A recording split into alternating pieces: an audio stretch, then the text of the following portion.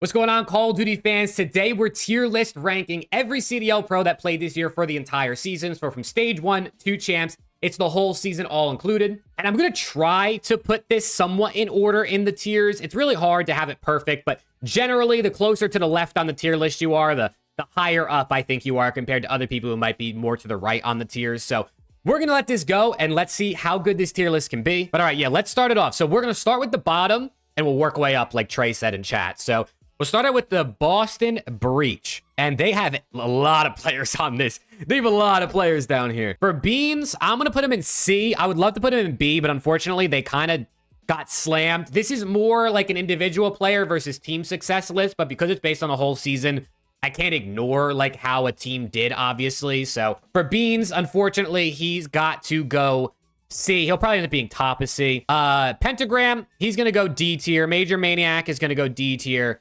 Priesta is probably going to go D tier. I think Snoopy will go C tier, and Slasher will also go C tier. I mean, for Boston, they had a horrible season. All their players are pretty much going to end up towards the bottom of the list. I think Beans was their best player. Slasher is probably their... I think this is probably the order I would have them in. Yeah, it was not a good season for Boston, bro. It was not a good season for Boston. Okay, so Minnesota ROKKR. Accuracy? This might be a hot take, but I'm going to put accuracy in the C tier. He's probably going to end up being towards the bottom of the tier.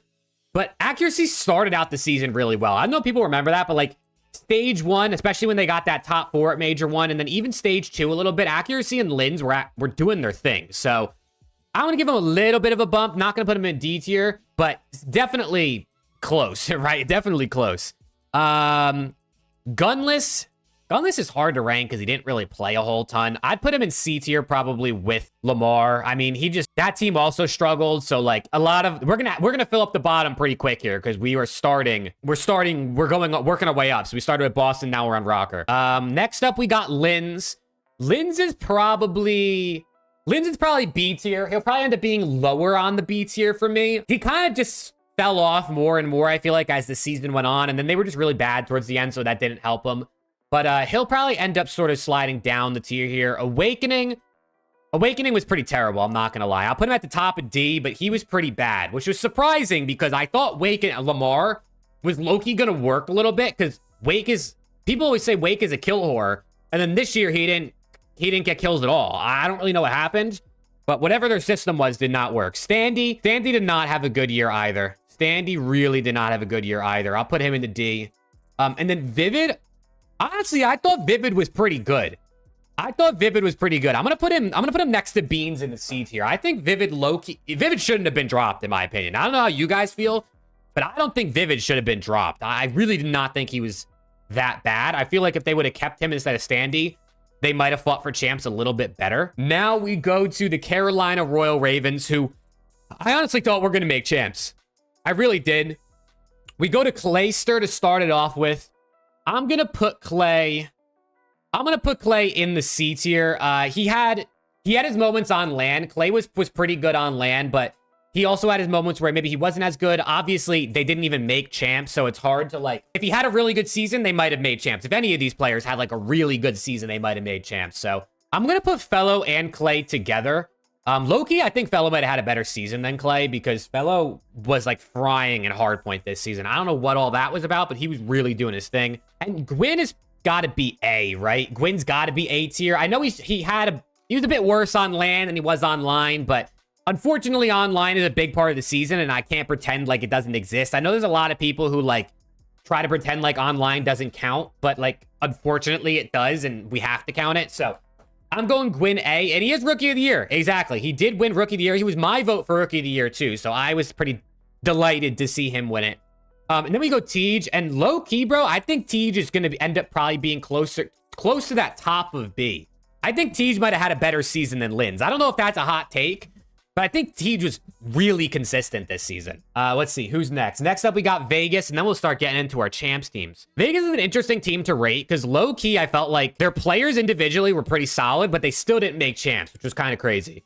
ASIM, he's got to go D tier, right? I know he had 2 different stints. Neither of them really were that great. His Boston stint was significantly better than Vegas, but I'm going to put him in the D tier. Then we get to Attach, and Attach is going to go A, bro. I'm putting Attach in A. I think Attach had a good season. I think he was fighting for a top 5 AR spot a lot of the year. I think towards the end, he probably didn't end up getting it. I think Attach, this is his best year since Vanguard and one of his best years in the CDL era. So, and Attach is one of my favorite players, so maybe I'm a little bit biased. Then we get Nero. I also am going to put Nero A. This might be a hot take. I think Nero was better than Gwyn and Attach this year. I don't know if you guys think that's a hot take. I mean, you guys can let me know in chat or in the comments if you're watching this YouTube video. I personally think Nero was one of the most underrated players this entire season. I think he has been underrated, but I think Nero was the best player on that team for Vegas. He plays the hardest role too. So Johnny, I'd probably put Johnny top of C. I think Johnny was pretty good when they came in. I think Johnny was pretty good. If they had Johnny all year, I think they would have made champs. But I mean, luckily for LAT, they didn't have Johnny all year. So I might move Johnny up to bottom of B, but for now I'm gonna keep him there. Then we get Gio. Gio is probably going to go in. He's going to go top of B for me, I think, for now. Like I said, at the end, I'll adjust. But I think Gio actually had a really good rookie year. Purge struggled at the beginning, switched to an SMG, ended up getting dropped halfway through the year. I'd probably slot Purge in probably in the C tier-ish range, somewhere in that middle towards bottom of C tier. Once he got onto an SMG and he was kind of helping lead that team in stage 2. I thought he was pretty solid, but unfortunately just didn't really work out for him. But then we get into our 8th seeded Miami Heretics, man. And Miami's a tough team to rate because they had pretty high peaks and then they had pretty lows throughout the year. Lucky was probably their most consistent player across the whole year. He definitely didn't have the peaks like Metals or Real did, but I think Lucky was pretty consistent for them. I'm going to put Lucky in the B tier. I actually think he was pretty good. Then we get to Metals. He was definitely probably their highest peak player. I think that stage 1 and stage 4, he was fucking insane. And he did it on 2 different roles, right? He started as an SMG and then he moved to an AR throughout the season. So he kind of did it all and he excelled at all of them at certain points throughout the year. So I'm going to go Metals. I'm going to go right above Lucky for Metals. Then we get to Real and I'm going to put him right behind Gio at top of B, I think. I think Gio probably had a better rookie season than Real, but Real really did turn around this Miami team. I mean, they didn't win a map on LAN, right, until they brought him in. So, and then we get to Vickle. Vickle had his moments throughout this year, but I'm going to put him top of C, right behind Beans and above Fellow, I think. Miami is a hard team to rate because they really did have some peaks and valleys throughout this season. Then we get to the number 7 seed, which is my boys, the LA Thieves. You know, I got hella love for my Thieves. Afro, he was okay. I'd probably put Afro top of D. I don't think he was as bad as these guys below him, but he definitely, he definitely struggled a lot of the time this year. He had some moments. Dan Ghosty, he's going top A. He's going top A. We'll see. Obviously, we're going to add more players as we get up there, but for now, he's definitely in that number 1 slot, the A tier, based on who we've done so far. Dan Ghosty is so good at Call of Duty chat. He's so good. And that's not no LAT fan bias. I mean, maybe it is, and I'm just not realizing it, but I think Ghosty's insane. YouTube keeps trying to run ads. Let me skip those. Joe Deceives is probably B tier, if I had to say. I'd probably put him mid-bottom B. It's kind of hard to rank. Honestly, Joe Nasty and Kremp, I feel are all in a similar spot where they all struggled to be consistent, but they all also had moments where they did really great things. It's really hard to rank those 3 guys, especially because if you look at LAT's numbers, they're all sitting around a point. Joe had a 0.93, Kremp had a 0.94, Nasty had a 0.95. They were all around a 75 Slayer rating. It was definitely, they all had a 1 KD and SND. They were so even across the board. I think I'd kind of slot them all in that B tier. We'll see if they end up being towards the bottom or the middle, but then we get into the other LA team. It is LAG. Adam Assault, Adam Assault's numbers were not good. I'm going to put him top of D because he did obviously get 2 top 6s on LAN. He was much better on LAN than he was online, but Assault, he had a rough year. He definitely had a rough year. We'll see if he makes his way back in, but Diamond Con, I'd probably put DC I don't know, mid B tier, honestly. I think for Diamond Con, he had peaks and he had valleys like a lot of players this season, but I felt overall this year, he was pretty good for them. I felt like he was a consistent variable for them a lot of the time. And then same thing with Estriel. I feel like Estriel and him could go like right next to each other. I'll actually put Estriel over him just because I think he plays a harder role. And I think Estriel brings some more intangibles than Diamondcon in terms of like doing the dirty work. All of LAG should be like mid to top C. I mean, they did good on land, bro. They did good on land. I mean, they got top 6s. They got top 3 at Major 4. Fame is probably like C tier, somewhere around Snoopy Purge level, if I had to guess. He has moments, especially in Surge, but I mean, he's joining Legion for the World Cup, so we'll see how that works out replacing Johnny. But I personally, I mean, I know Johnny stepped away for health reasons, but I definitely think Johnny had a better year. And then we ended off with Flames, who came in really hot as a rookie, but I think kind of, you know, simmered out towards the end of the year. Closer to top of C, maybe around the Beans Vickle range. I don't know if people agree with that, but I think Flames he's a tough one to rate because he really did come in and like, he had like the #1 SND KD for like the first 3 series he played, and everyone was like, oh my God, this guy's gonna be a god. All right, then we get into Seattle Surge as our 5th seeded team. Where are they? Seattle Surge, here we go. 04. 04 is an impactful player, bro. He really, really is. 04 is a super impactful player. He helped turn them around. I'd probably put him close to top of B. I think 04 might have had... I would say Gio had a better rookie season than 04, which is why I'd have 04 like right behind him. But 04 Real, I mean, it's, you know, whatever order you want to put these guys in, you can kind of do whatever you want. They both turned their team around. They literally both turned their team around. So... it's tough. Abuza's going A, bro. I'm putting Abuza in the A tier. I think it's hard because the beginning of the year on SMG, he wasn't as good, but the end of the year out in AR, and then especially on LAN, he was so good.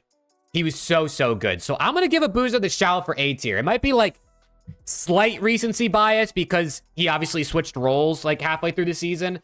But if he would have been on AR the whole year, he probably would have won Rookie of the Year if he was on AR the whole season. Then we get to Arcides. Yeah, I mean, unfortunately, Arcides is going to go D tier. I'll put him like above Pentagram, but you know, hey, he won Challengers Champs. He's going to the World Cup. So Alec could low-key find himself back in the year and back in the league next year, and I hope he does, because I do like Arcides. But he had a rough season, and he had a rough season in the league. We get to Brezzy, who I think Brezzy low-key had a decent season. Now, obviously he's not that high on this list, but I low-key think Brezzy had his moments throughout this year where he did some pretty solid things, and I'd probably put him like in the low C tier range. Like, especially on LAN, I thought Brezzy was pretty good. I like, you could probably move him up, but I don't know. It's kind of hard. Like, I mean, he was on the team for a while, and they definitely like performed pretty good. I'll put him there. I'll put him like middle C tier. Next up, we got HAVOK though. Dude, I don't think people realize how not great of a season HAVOK had this year. Like, I feel like a lot of people thought HAVOK had a pretty solid season, but honestly, he was pretty mid. I don't know if people realize that. I've been saying that for a minute. People have been saying I'm crazy.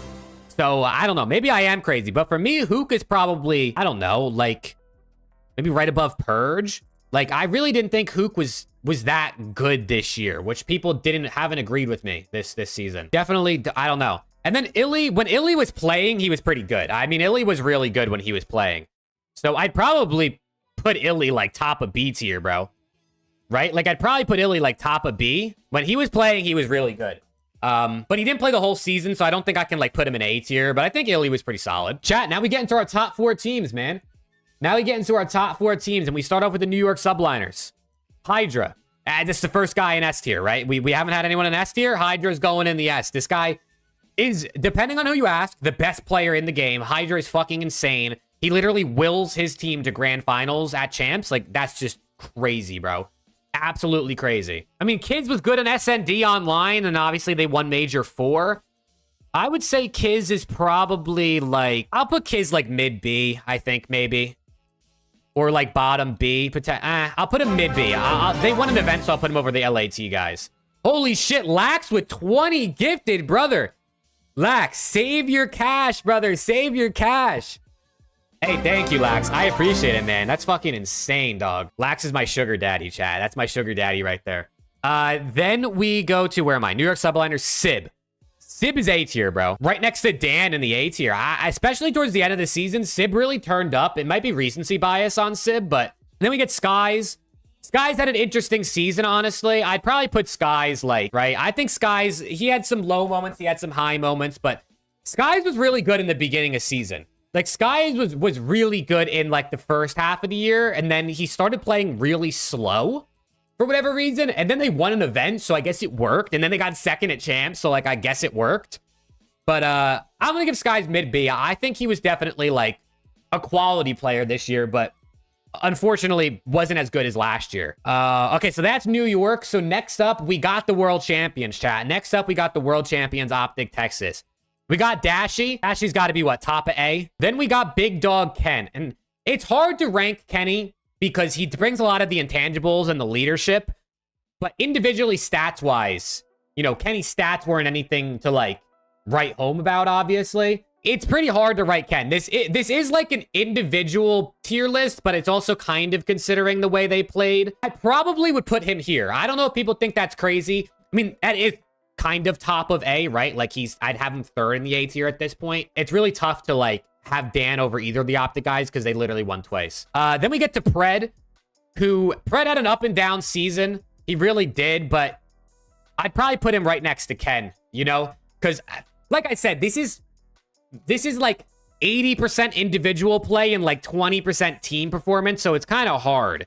And next up is Shotzzy, and I think he's one of them. I think Shotzzy is undoubtedly an S-tier player this year. I mean, other than stage 1, Shotzzy was fucking insane this season, right? Like, he was easily OpTic's best player.